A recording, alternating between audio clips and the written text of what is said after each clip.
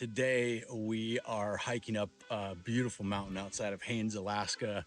We're currently partway up the hike in a place called Moose Meadows. And as we sit here, I am sinking into this meadow. So we're going to show you more of this place as we go. My name's Thad. This is the Journey Church Online. Be sure to check out the website where you can learn more about us and find study guides to go along with each and every video we put out, and discover how you can go from just watching out there to actually plugged in and connecting with other people like you who want to stay on track and grow as followers of Jesus. The website is super easy to navigate. It's chocked full of great stuff, including nearly 50 blog posts. So when you're done here, be sure to head over to yourjesusjourney.com and check it out. Now, before I get completely sunk into this bog, it's time to get rolling with lesson number 8 from Jesus in our Sermon on the Mount series.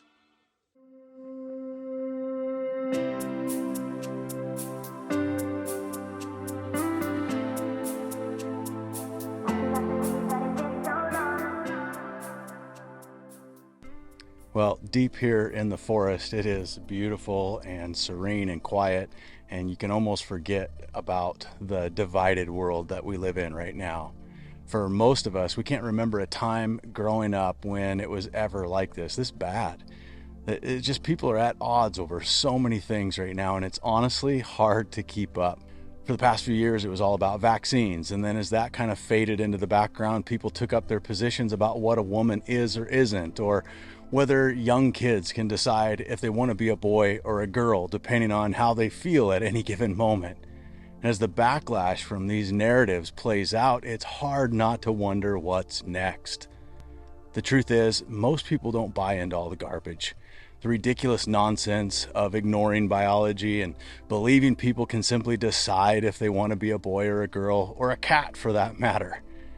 And for those of us who know in our heart of hearts that we're on the right side of all this stuff, it's feeling more and more like we're in a us versus them culture. But you know the saying, history repeats itself. Well, we only know that saying because it's true. We're far from the first people who have felt like we know the truth, and we're struggling to hold fast to our beliefs amongst a broken culture pressing in on us from every side. The generations before Jesus would have likely said very similar things. Everywhere we look, there are more and more pagans. And when a Jew referred to a pagan, they were just talking about anybody who wasn't a Jew. Later, these same people also became known as Gentiles. In fact, if you go all the way back to the time when the Jews were about to come into the Promised Land for the very first time, God gave them these really cool instructions we see in the book of Deuteronomy. It says, "When you enter the land that the Lord your God is giving you, be very careful not to imitate the detestable customs of the nations living there. For example, never sacrifice your son or daughter as a burnt offering.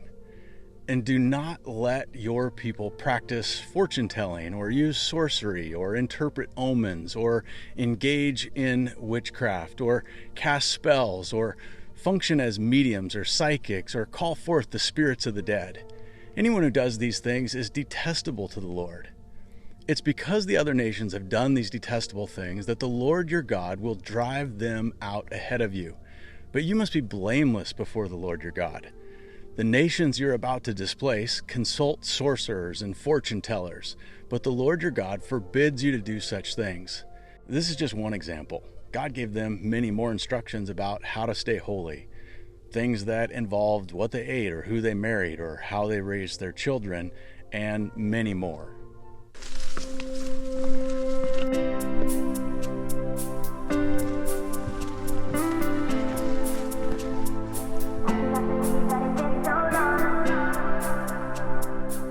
Well, if we're not careful, it can be easy to assume that God hated the pagans. After all, sure seemed like he really did not hold back when it came to the way he instructed his people to live among them. If you've ever thought this way, then you're not alone, but you're also not right. Because it's true, God didn't mince words when it came to what he thought about the foreigners and pagans living in and around the Jews. We see him speaking to Moses on Mount Sinai when God mapped out the Ten Commandments. So it's kind of a big deal, this little spot in time. He also told Moses these words right along with the Ten Commandments. For the Lord your God is the God of gods and the Lord of lords. He is the great God, the mighty and awesome God, who shows no partiality and cannot be bribed. He ensures that orphans and widows receive justice. He shows love to the foreigners living among you and gives them food and clothing. So you, too, must show love to foreigners, for you yourselves were once foreigners in the land of Egypt. Then again, much later, he reminded them again in Leviticus 19:33 and 34. He says, do not take advantage of foreigners who lived among you in your land. Treat them like native-born Israelites and love them as you love yourself. Remember that you were once foreigners living in the land of Egypt. I am the Lord your God.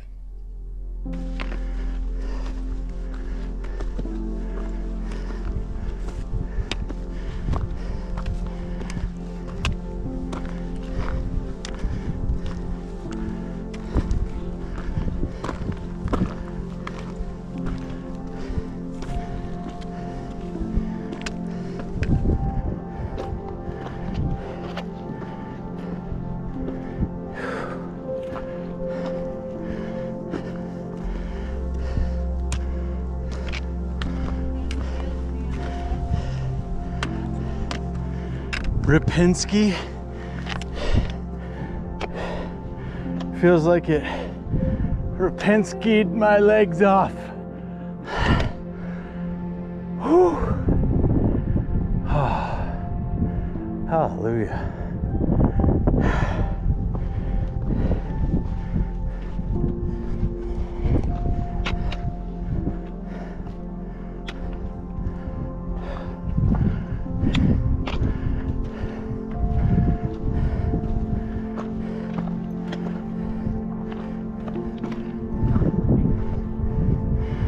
So that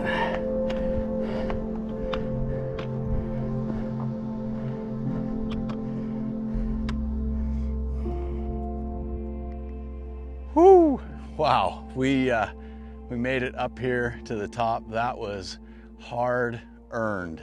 These views are epic in every direction, and I'll share more of that as we go on, but it's kind of fitting that it was really difficult to get up here, because this is a lesson from Jesus that it's really difficult to actually walk it out. It's not an easy one to do. So everything I shared on the way up this hike, the different passages, the things about what God said about foreigners and aliens among you, I shared all that to highlight the fact that God is a God who is and always has been concerned with the welfare of all people. He's always instructed his followers to love the people that are among them, to treat them like their own, to love them as much as they love themselves. But that being true about God doesn't change the fact that people have always struggled with others that are at odds with them, right? Some of God's people struggled with this so much that they believed the only way to stay holy was to avoid pagans entirely. That was a group of Jews that were called the Essenes, and they did everything they could to live completely separate from the sinful people of the world. Not a lot different than some of the groups in our world today, like the Amish or Hutterites or Mennonites.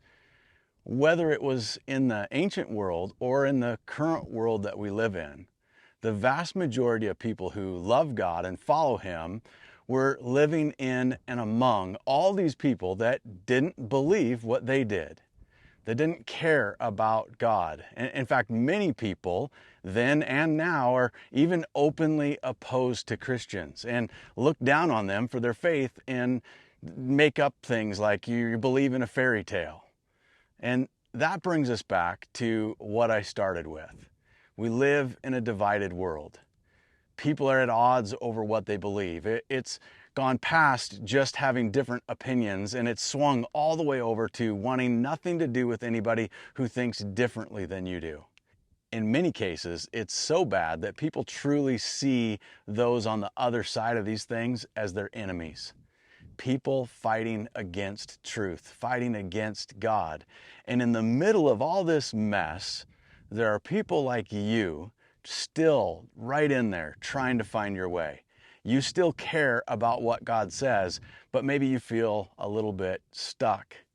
A feeling that I think many of the Jews in Jesus' day could relate to, which is why the lesson that he gave them on this topic is still really relevant to you today.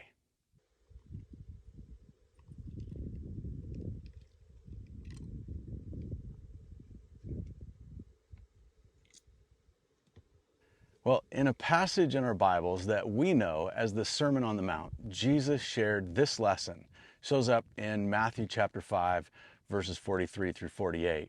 He says, "You have heard the law that says, 'Love your neighbor and hate your enemy.' But I say, love your enemies.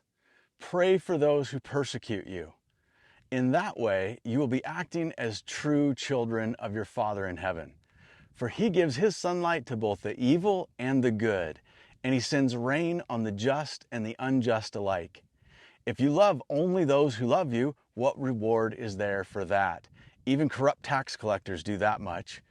If you are kind only to your friends, how are you different from anyone else? Even pagans do that. But you are to be perfect, even as your Father in heaven is perfect."